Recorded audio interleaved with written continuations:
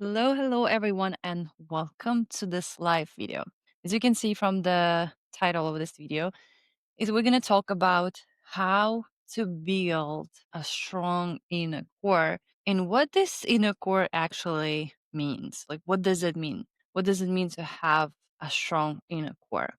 And for those who don't know me, my name is Julia Dars. I'm a transformational coach. I don't teach anyone how to live their lives. I just help them transform their lives if they want so. So I started my career approximately 9 years ago, and I started as a fitness coach and nutritionist. And I in kind of like couple years started working a lot with overweight people and obese people, and that's what led me to start studying cognitive behavioral therapy. And I was absolutely fascinated by psychology. And I inhaled every book on brain, behavior, feelings, emotions while I was navigating my own personal struggles in a way, which I also going to talk about today because it really falls under the umbrella of strong inner core. And fast forward, I just felt a calling to transform my business into a different type of service, right? Instead of being fitness coach and nutritionist, I started helping people with their life transformations, right? I am fascinated by subconscious and limited beliefs, and I have my tools that I use for myself, for my clients over 9 years already. I like to say that I very much enjoy fast paced scenarios. Thus, regular therapy, like talking therapy, didn't really work for me just because I didn't see why should I spend 5 years in uh, therapy talking about my inner child while my life just passing me by.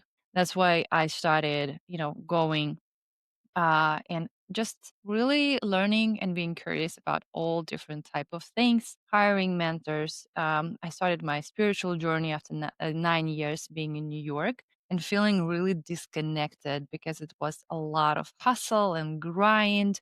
And just, at some point I realized that I don't really feel myself anymore or as myself anymore, and I didn't see or have any visions for my life. So I decided to move to South Carolina, and that was the very beautiful journey of transformation for me, spiritual journey, where with my high achieving kind of background, became a guardian in all different types of psychedelic retreats. And that's where I started kind of like uniting both worlds. I didn't see the necessity to just disregard everything I've learned through neuroscience and psychology, traditional psychology, cognitive behavioral therapy, NLP, positive psychology. But I also didn't see how can we not unite, spiritual world and scientific world. For me, was not a question. And thus I started building the program that really kind of have has all of that.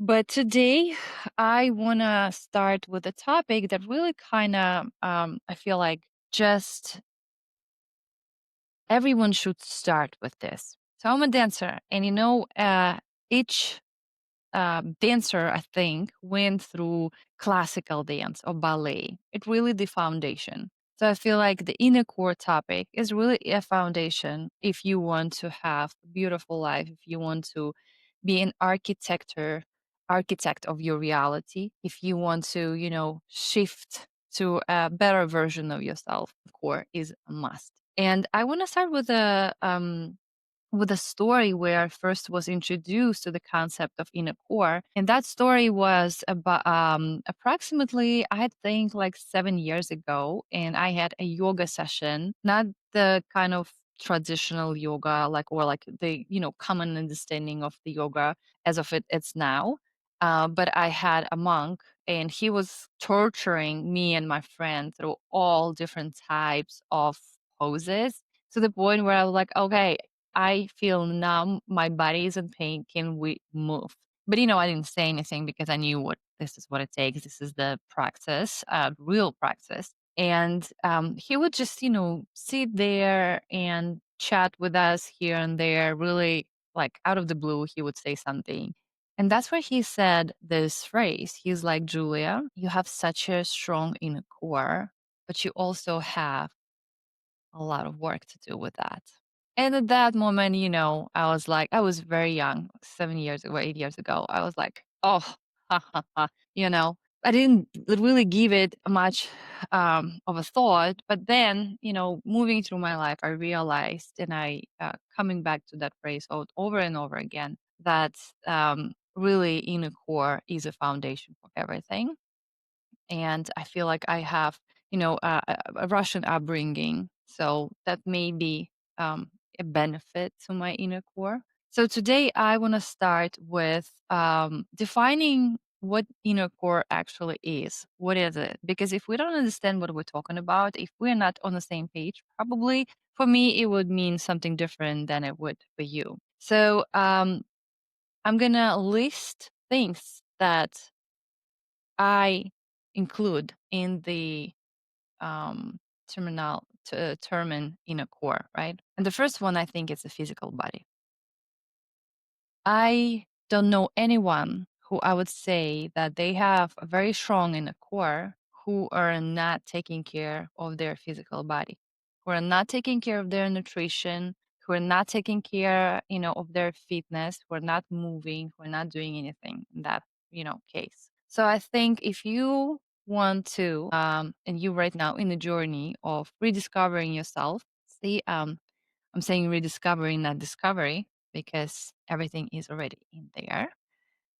We just need to peel off layers of like what we gathered over the course of our lives. So, physical body, right? Regular fitness, and I guess am lucky that I felt a calling probably like 10 years ago, approximately, to start my fitness journey because I thought that I want to change the way I look. I didn't really like myself looking in myself in the mirror.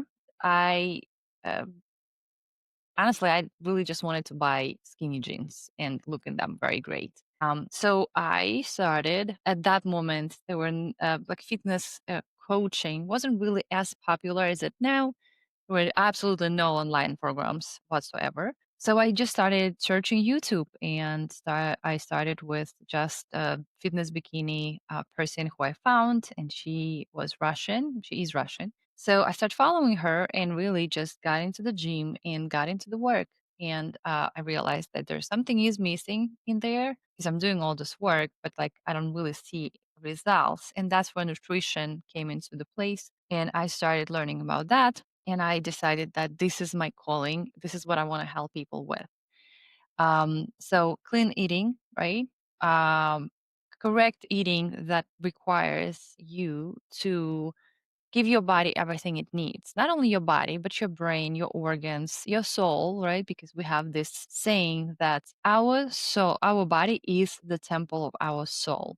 I don't think a lot of people give much thought, about this phrase. But I think that really, if we look into our soul as something very precious, something that we have and we need to take care of it, then no wonder we need to take care of our body because I don't think you can be very, inspired and motivated and uplifted and happy if you struggling with your, physical body. So number one is physical body.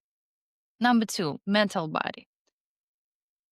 Your mental health is very important. And the reason why I brought those together, because I think, I'm looking into our like, into everything is the one system.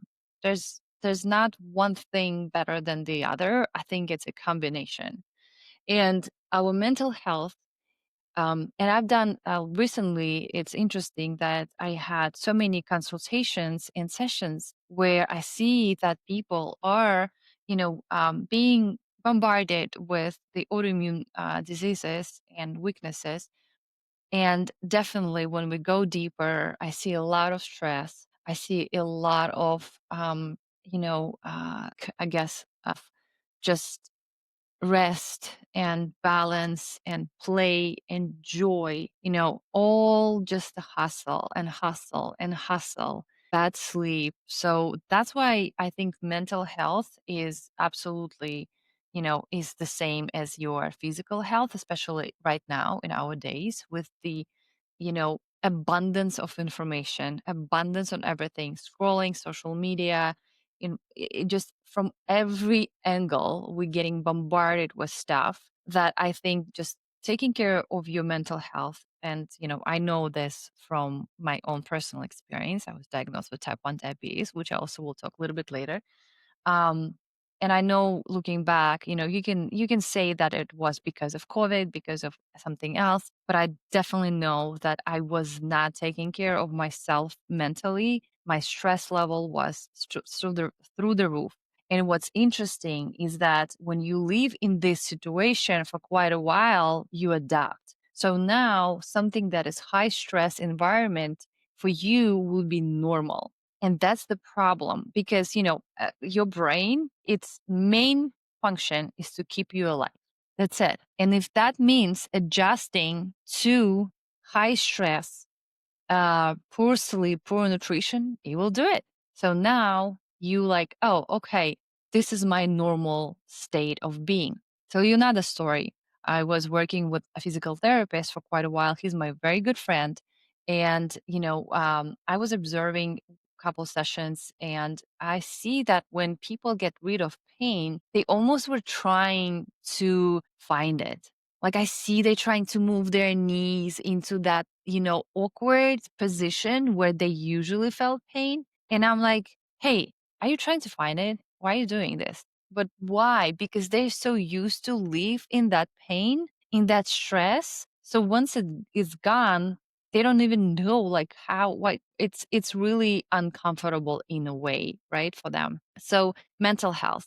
Then the next one would be mind, your mind, right? Brain and mind are two different things, right? We all have brain, but not all of us have mastered their minds. And mind is something that you can train. Emotional intelligence, understanding yourself, setting boundaries, being an observer, not reacting to things. It's obviously way a lot more things that go into it, but just starting with, meditation and maybe a walk if you can really sit still, that would be great just because you're going to start understanding and training your mind to serve you instead of you serving your mind, right? We're not our thoughts. So all those concepts.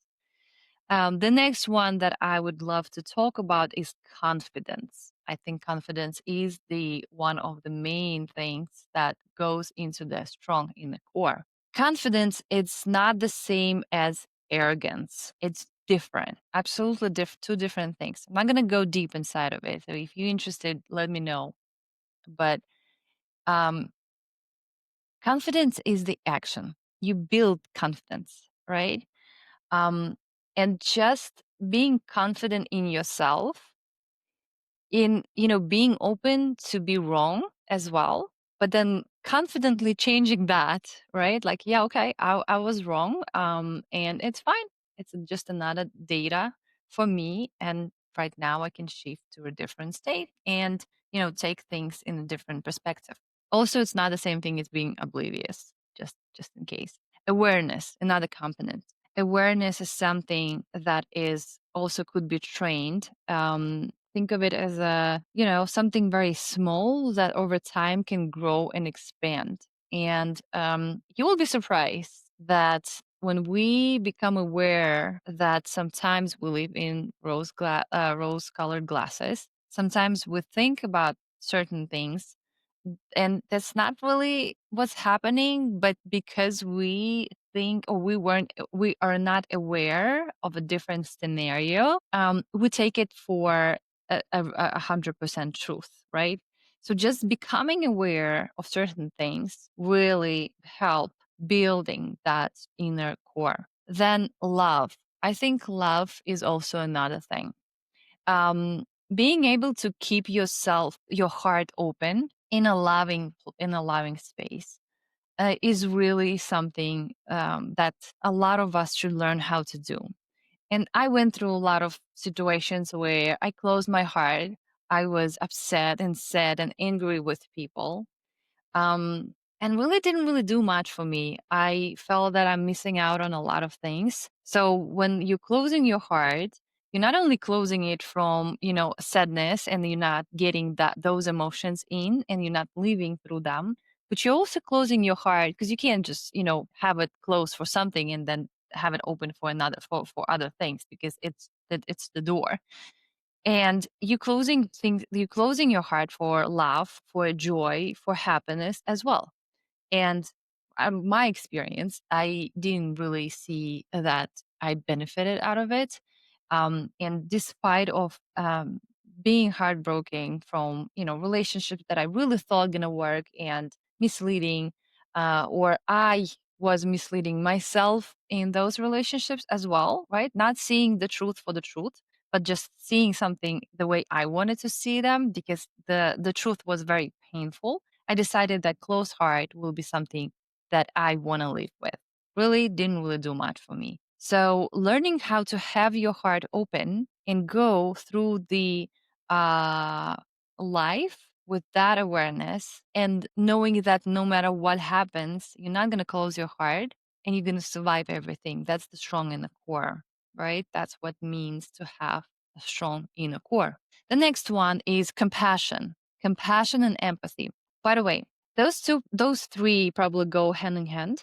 And for me, I really, during the time when I was integrating my shadow self, it was really almost like mind blowing. How can I love and then forgive and then be in the world with people who really, to me, look just, arrogant and rude, not keeping their promises and doing something that like harm other people. I couldn't comprehend that. Like my brain was like, no, it's one thing or the other.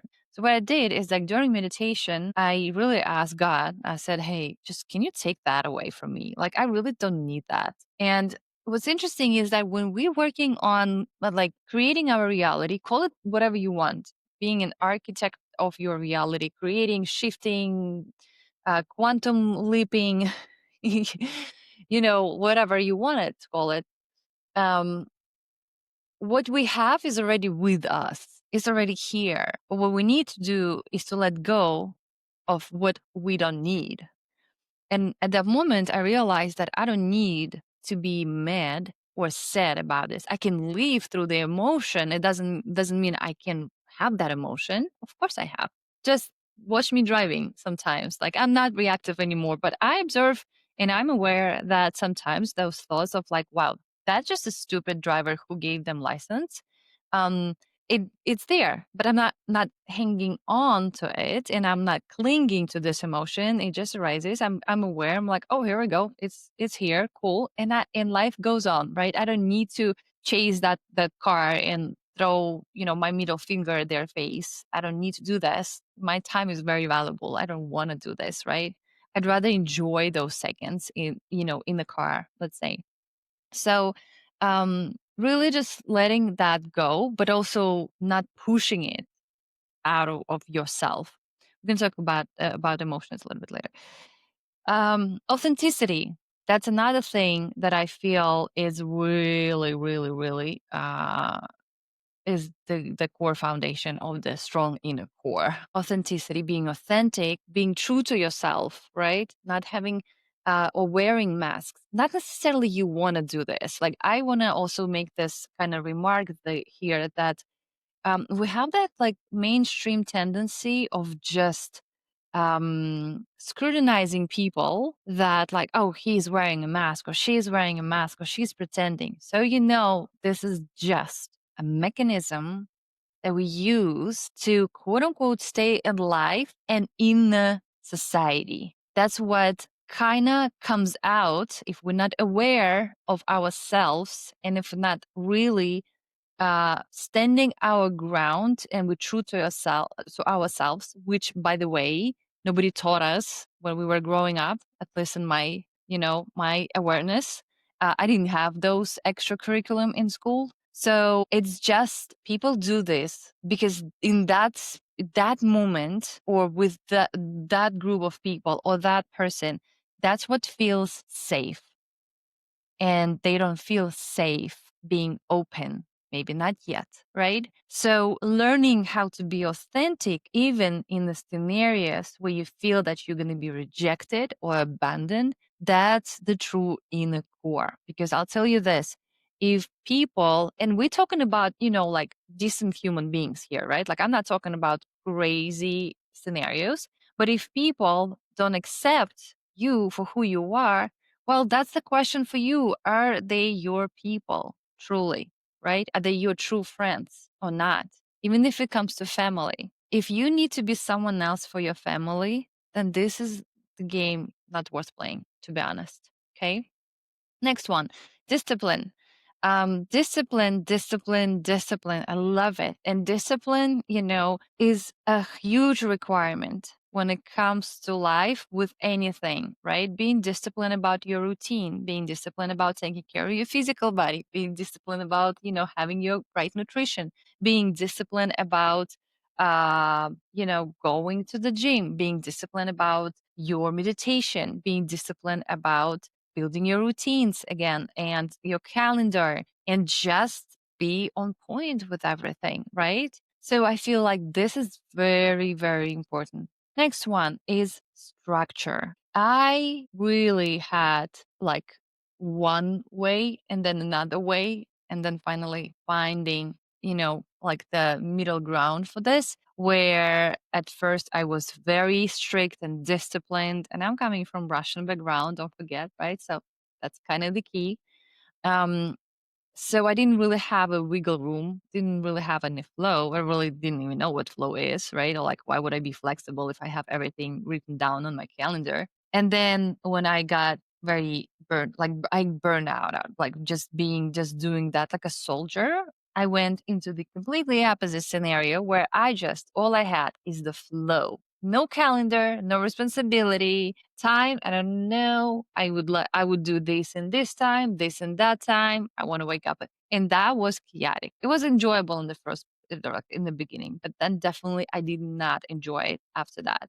So having structure, and the next point that goes into the inner core is having a flow. Those two, right? Don't forget, it's the feminine and masculine energy. Structure is more of the masculine, or it's leaning more towards masculine, and flow, it's more of the feminine, right? Energy, not men and women, right? Those are energies. So having structure and having a discipline and then having a flow that goes into it, that's what really, really gets you unshakable. Next one, shadow parts. I love that. And I'm looking down because I have my notes in here. Otherwise, I will go and, just into the other topics. Shadow parts. Shadow parts. I love that because, this concept, I'm just going to, give you another example in my life. So, I grew up really kind of, being taught that, don't argue, especially with men, right? Like I grew up watching this dynamic between my parents. That's my absolutely successful marriage afterwards. But I grew up with the phrases like, just don't talk much, or like just keep it for yourself. Nobody cares, and kind of all of those things. So what I've noticed when I started like really like deep work, I've noticed that even though I felt that my boundaries were violated, like in all different planes, moral planes, value planes, human planes, right? I couldn't say anything because, and I was like, why am I afraid of just speaking up for myself? That's weird. It's clearly like they did wrong. Like, that's not the way to treat a human being. And in the same time, I was like, you know what? Like, it's fine. I just gonna make my conclusions and move on. And that's what created huge, like tense feelings in my body. And that's, by the way, where you can psychosomatic, you can, see like the problem with liver, anger, right? Like that's what we just boil inside. And if you think about how does this work, is that imagine you have like a boiling pot, right? And it's like shut closed and there's no air to go out. So eventually when you start heating it up, the water gonna start boiling. And what it's gonna do is gonna explode. And there are very severe cases when you have this happen. So this the same with us. If we shutting down our emotions, if we think that feeling angry or sad or standing our like ground and actually being in conflict is something that people will think of us less than or not a good girl, right? Then what do you think your body gonna do? It's just gonna, take on your physical health. So really integrating those parts of you in very nurturing and very healthy way. Like, right, I know that I am capable of being angry. God forbid anybody gets on that side. And it's really hard to get on that side, to be honest. But I know that I'm capable. And I feel like because I integrated that part of me, people feel this. They know that I don't want to do this. Why would I? Right? Another example would be with your kids. Jordan Peterson loves talking about it. When you, let's say you're a parent, if you're not a parent, just imagine it, right? And imagine that you parenting your child, and if they did something wrong or, God forbid, dangerous for themselves or for other people, right? You're like, oh, it's okay, it's fine. Just, because you don't want to be angry parent, right? And what you do is like you just kind of telling this child that it's fine to do those things. Do you think that's going to be helpful for them to grow up knowing that there are no consequences of their behavior, right? So what happens is that when you show your child that you are capable of, I don't want to say punishing them, but let's say you're grounded, right? Let's say, okay, you did this. I want you to feel responsible for this. And this is what's happening right now. If you repeat this, those are the consequences. And so your child right now knows that you have that part and that I'd rather not step on it again, right? So shadow parts, like those emotions, just letting yourself in understanding that you have that and it does not make you a bad person. It just makes you whole, right? Remember duality. You can really experience this life in full if you only in if like butterflies and unicorns, something somewhere it's gonna snap, right? Okay, so next part of this video where we at this time. Okay, we are on time. Beautiful. I want to talk about how just give you an examples because I love just showing certain complex things in the story. By the way, stay to the end. I'm gonna pull one of my favorite cards in the end. So a little bit of sparkling of magic in here. How I build my inner core. So first of all, I am Belarusian, and all those stereotypes about Russians, and it's part of Russia if you don't know where Belarus is. Um, all the stereotypes about Russians are tough, and we eat, bread and potatoes and we drink vodka instead of water. Those are all made up. But I gotta say that because of the lifestyle we had or our parents grew up in, like USSR, the war, like you would have a family with 6 kids and they have to survive. So, of course, it was not a place for being nurturing and loving, right? So that's why I believe we just have that genetic code in us that makes us more or less a little bit more um, or seen as more tough right? On more authentic, maybe. I know, like, I have my friends saying, like, I wish I were Russian because you always say what you think. And that's not true, by the way. I don't always say what I think, or at least I've learned not to say what I think all the time, right? But what I gotta say is that yes, it's helped me. But definitely in the other like spectrum of this is I had to learn a lot of the different things that were absolutely alien to me. So that was like a funny kind of remark on that. But what also helped me to build my inner core is that understanding that I am not doomed with whatever my environment granted me with when I was born or my family. I always knew that I'm going to move into United States. There was no other option for me. And I've tried. Let's be honest. I've tried. My parents said no to all of those options. So I said, okay, then I'm moving to United States because I knew this is my calling. That's what's calling me.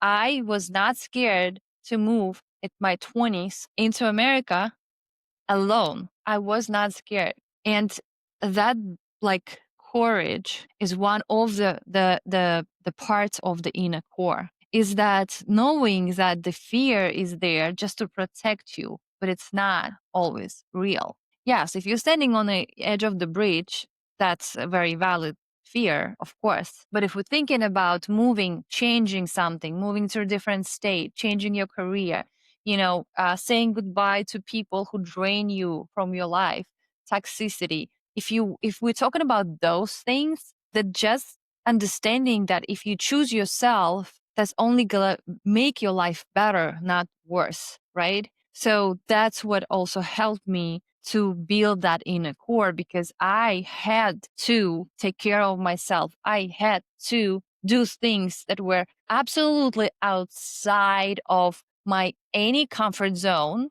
I moved to the different country with a different language, with absolutely no experience at any job, with knowing absolutely zero people aside of just my person who moved with me, my friend, and my roommates. I didn't know them even like before until I actually met them. So I had to go and explore for myself. I had to make decisions, bold decisions, scary decisions. But hey, I'm here and I'm very grateful for that. So that's what one thing if you're going to take one thing out of this entire video, take this. Make bold decisions for you and while doing this, you're building that inner core, you're building that confidence in it. So the next one, I would say divorce. So I tell my story all the time and it's on my social media that I got married not really wanted to go and marry and that's what actually like blew my mind after I started reflecting on it. I'm like, wow, far out. I didn't really listen to my intuition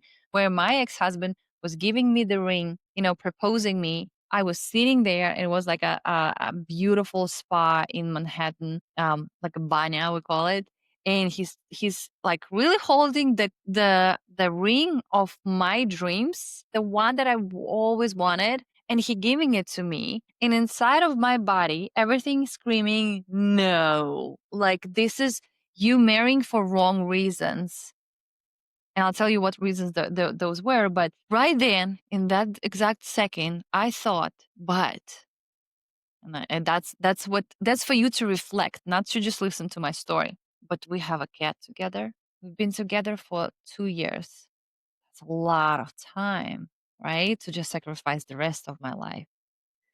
Uh, He's I mean, I really like I loved him. It's not that I was just like, "Oh my god, I can look at you." There were things that, I was attracted to, and I don't know if that was love necessarily, but I really thought I love him, right? Okay, at that moment. Um, from my perspective right now, I can say no, but like again, so that was something that there was things in that moment that I decided to, put my favor into those things instead of listening to my intuition that was saying no, right? And as the result of it, absolutely nasty divorce. I'm in debt $75,000 because we entered a business together. And as I've learned through my, parenting and growing up, that well, you kind of follow your man, right? You don't really have any saying in what like your man decides, right? So after the divorce, I was crushed because everything that I had in my mind, my vision, my heart was just gone in just 1 second. My identity, what I was doing, my my circle of my friends, dreams, goals, all gone. All I had is my cat, and she stayed on top of my chest for like those months that I was crying. But what deep inside I knew, even though it was very tiny, tiny, small, tiny voice that was saying everything's gonna be okay. You'll be okay. You just don't see it now because it hurts, and you will be better. It's definitely a better choice for you. So going through difficult times like this and understanding that this is not the end, that this should not shake you. Again, I'm not saying don't feel in this moment. I'm not saying pretend that you are strong and you are better than that. I'm saying do what you need to do to get over this, but don't hang there for long, right? Because if you think there's entire world in front of you, new beginnings, new possibilities, and probably if that happened, that was not meant for you. Know that for sure. That's how it works. So next one is that when I decided that I want to follow my calling and I decided to just really close my business that I built for 5 years, fitness and nutrition, it was thriving, had clients, it was really my one source of income at that moment. But I knew that that season of my life is over and I'm no longer interested. And I'm saying this in a very amazing scenario. I kind of like lingered there for a little bit, recording videos. I had enormous amount of videos, on my library of how to do exercises, everything that I was teaching there. Of course, I was like, nah, but right now, from this perspective, I understand that this was actually good. Like my intuition won at that time, and I thought, look, I don't know what I'm gonna do, but I know that I'm interested in psychology, in subconscious. I already explored all type of psychedelics over there, and I want to help people that are going through a similar situation, and that's probably why I went through 9 rounds of hell because right now I can really connect. There was no one in my entire coaching history right now that I would not feel the same way, like, and this I'm like, I understand you and this is what we can do. So at that moment, I realized that I want to help women who are going through this entire divorce thing. I want to help women to awaken. I want to help them to see them as queens as they are, their power, that they are nurturers and they are, uh, guys, please, no offense, but rulers of this world. And if we are in our beautiful form, we are blooming, we're taking care of, and we're nurturing, we have our hearts open, we have our inner core there, the world is the better place, or it can become a better place. I truly believe in that. So that was what's motivating me, or like motivated me also at that time when I started, is that I really want to see that. I really want to help and empower others. So, and I'm happy I made this decision. So that's point about inner core is that you really feel that something is already dead. You don't have to carry it with you. Remember what I said. Everything that you have or you want is already in your life. You just need to let go of things that is blocking that, right? Let that go. Next one. When I moved to Austin after moving from New York to South Carolina for a year, to Los Angeles for a couple, for South Carolina, South Carolina, 1, 2, 3, Charleston, for 1.5 years, and then Los Angeles. That I just didn't feel that those places are my places. And I just packed and moved. Why would I wait? I'm not a tree. I don't have to stay here. And a lot of people were asking me, how did you do this? Like, how is that easy for you to pack and go? First of all, it's not easy. I don't want to say it was very easy. I built connections. I built love for, each state and city I lived in. But I also realized that I don't like it. This is not a sacrifice I want to make just because I moved in here, right? I can do the same, pack and move to the place that I felt is calling me, and that was Austin. And I never regretted this decision ever in my life. So, and I know, but because I'm an immigrant, right? Like I moved from Belarus to the United States when I was 20 years old. Of course, it's easier for me. You can say that, right? And if you have a family and you lived your entire life in that particular place, that probably dropping everything and moving somewhere else, especially if you're already like, past 35 and around 40 years old, it's hard because you have all of that as you think baggage. But I'm also gonna say that nothing worth you staying in the place where you suffer in an environment you don't like, rather than moving to something new and experiencing that. In worst case scenario, you can always come back. But just be brave. Be brave and know that if you have that calling, inner intuition, please follow it. Okay, where we are. We have 15 minutes.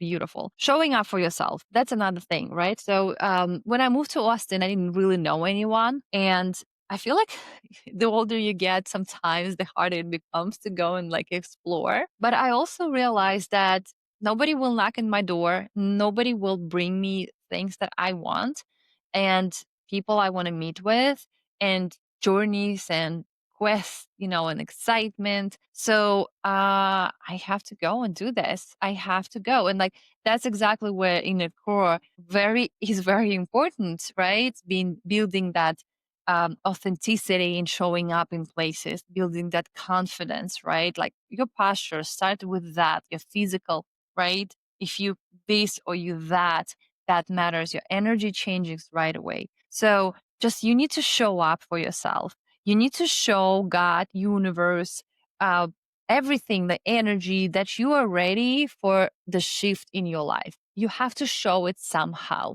Just dwelling on it and saying that, like the life is unfair to you, this is not going to change anything, right? It's not. It's zero like ROI. So you have to learn and just go against your fear sometimes. That's the best thing I can say.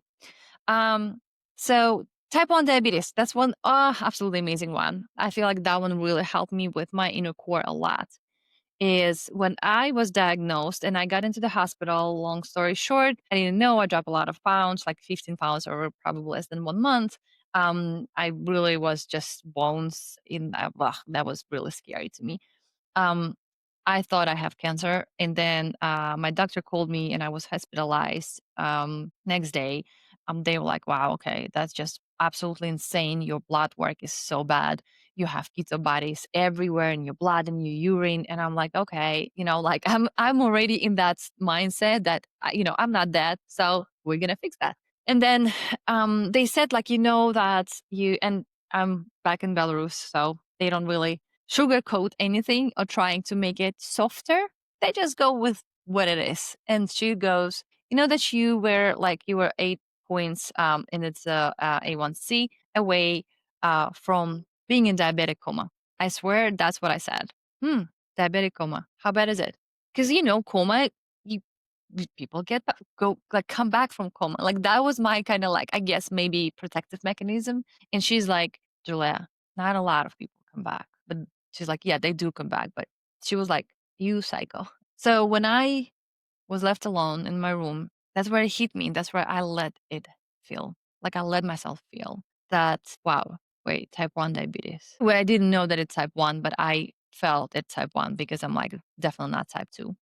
There's also another one in between, but I'm like, that means I need to inject insulin. I knew that I don't have to change much in terms of my diet and my physical activity because I'm already doing all of that.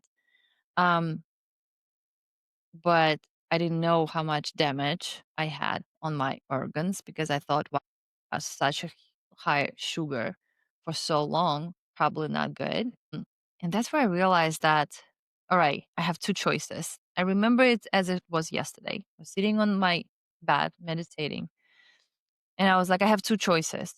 I can really cry and say that this is unfair. And I really felt it. Like you know, I'm saying the truth right now. I really felt it at a certain point. But then I feel like the moment I start going into that spiral, I realized this is not going to help me in my life because there are only two types of thoughts you can have: those that help you move forward and those that don't. So when I was on the diabetic um, in journey, I realized that this won't help me. If I'm going to go into the victim mentality and blame everything, blame my ex-boyfriend, blame, my ex-employee, employer, blame myself, that won't help me heal. So I chose a different path, and I chose to share this right away because I really wanted people to wake up that stress, it's not something that we can take lightly anymore. And I remember one person asking me, how can you be so cheerful? Why are you smiling? Like, you have what, type 1 diabetes. And I said, and what? I know it's reversible, even though I didn't know that, but I knew that I can heal it. Following Joe Dispenza work, I knew that if I'm on my rightful place in life and I am doing the best path that I was sent here to do, to walk, then there's no type 1 diabetes over there. I also knew that I'm not going to let this break me and my life. No way. And yes, it took me quite a while. A year and a half, I was really recovering. It was bad. I was crying a lot. I was absolutely frustrated with the sugar. I couldn't work. I couldn't go anywhere. I couldn't work. I couldn't, be with my clients. I would go for a walk with my dog and my sugar would drop and I would feel like I'm just going to pass out right now. So all of those things that brought me that like were bringing me a lot of happiness in my life, I couldn't do those anymore. But yet I was like, look, this is not forever. And your work here is just to be with yourself right now. Don't think about don't think about money, don't think about anything. The universe loves you and it will take care of you. And this is what happened. I did not choose to cry about my past. I chose to change it. Okay. I have a couple more things here, but I really are almost time for us to finish. Please send me any questions if you have. If you want me to explore a little bit more on about inner core, is I'm probably gonna do another one because there are certain things that I really want to mention here. If you would like to explore and your numeric psychology chart is you can DM or me purpose or just text me like, hey Julia, I would love for you to do numeric psychology decoding. That's one of the things that actually helped me to really open my eyes. Two of my eyes, right? Maybe three. Who knows how many eyes we have? And see all of my talents and gifts for what they are. Um, and for now, I want to do this. So let's think about intention right now, what you have in your life. Something that's going on, something maybe that is bothering you, right? Take a deep breath in and out. I'm going to ask my beautiful deck of cards to really give the best guidance, right? That's a guidance, by the way. It's not a prediction, not a fate, just signs that we have everywhere in our life. We just don't really aware of it, right? Same with like numeric psychology. That's just tool, just a tool to discover yourself. Um, Not anymore. But you have free will. And free will, that's what determines your fate, your destiny. Okay, so let's see. Oh, well, technically, symbiosis. Symbiosis. I hope I'm not butchering this word. Let me use that symbiosis. Symbiosis. Symbiosis. Here we go. 1221. I'm going to read what it is. Really fun thing. 1221. Okay. This is a reminder from your angels that you are not alone. Oh, so cute. They are reaching out, holding your hand, and guiding you through this period of conflict. You need to let go of any conflicts or burdens that are hurting your inner peace. You need to let go of anything that are hurting your inner core, right? This may be a moment to extend compassion not only to yourself. We talked about compassion today. Um, I lost it. But to others in your life, really. Your inner light is beautiful and should be shared with others. Such a beautiful message. Think what it is. Think, like, reflect on this right now. And cooperation and community, supportive, loving relationships, savoring meaningful connections, and symbiotic energy. Love it. And affirmation, deep soul connections are welcome in my life. Absolutely love it. That will help me build my strong inner core. All right. Thank you so much. We are right on time. I'm so proud of myself. I learned how to time myself correctly. Again, if you'd like to get the mini decoding that we do for my clients, please DM me purpose. It might be also link in my bio. I don't know. I need to check that. And you can also book a short discovery call. I'm not taking any clients as of yet right now because I'm getting ready for the program to launch program in September. Not going to talk about this, but this is uh, absolutely amazing. The program that helps to discover your inner core, build it up. It will help you to really rewire any limiting beliefs or negative beliefs that go in front of you and protect you or like push you away from the life you want. We're going to learn how to set boundaries. We're going to learn how to elevate ourselves. So that inner core, like under this umbrella, right? So no matter what happens, is no matter what triggers in your life, you are there for you. One person asked me today, so what's holding you? And I said, myself, I'm holding me. Nothing can shake me. Yes, I get upset sometimes and sad, but really, it happens really rarely. And that's what I put into my program with numeric psychology, with all the different types of practices that help with that, with neural rewiring, with getting deep into who you are, with unleashing your inner power, your voice, with learning how to set boundaries, right? And that's going to be a different topic for the next week.